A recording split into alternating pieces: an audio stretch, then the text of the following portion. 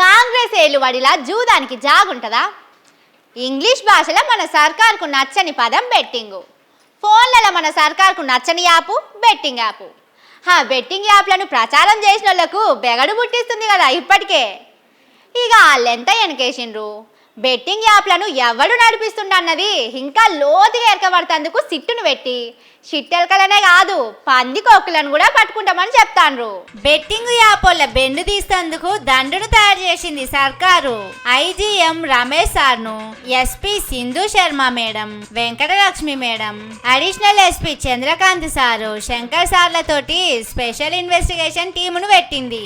వీళ్ళ పనేందంటే ఇదివరకే 25 మంది షీన్మోళ్ళు యూట్యూబర్ల మీద కేసులైనాయి కదా, వాళ్ళను ఎంక్వైరీ చేసి మిమ్ముల వాళ్ళు ఎట్లా కన్సల్ట్ అయిండ్రు, మీకెంత ముట్ట చెప్పిండ్రు, దీని వెనకపోండి ఎవడున్నాడు, మీరిచ్చిన లింక్ తోటి రిజిస్టర్ అయితే మీకెంత కమిషన్ వచ్చేది అనేటి అన్ని అరుచుకుంటారట.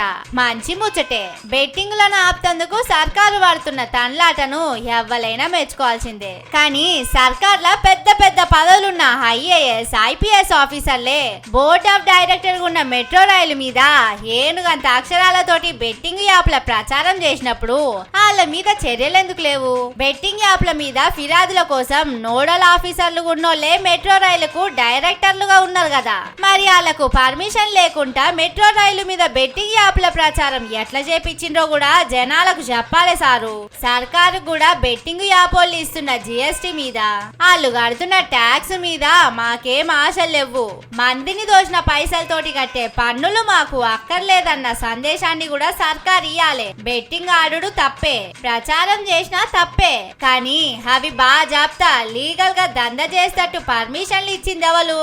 ఇప్పుడు అవుతున్న ఐపీఎల్ కూడా బెట్టింగ్ యాప్ల ప్రచారం నడుస్తుంది కదా, బెట్టింగ్ ప్రచారం చేస్తుండ్రని హైదరాబాద్ లో అవుతున్న మ్యాచ్లు ఆపుతారా? ఇప్పుడు మూలం ఆడుందో దొరకకుండా పైసలకు ఆశపడి ప్రచారం చేసిన వాళ్ళ ఒక్కలదే తప్పంటే ఎట్లా సారు?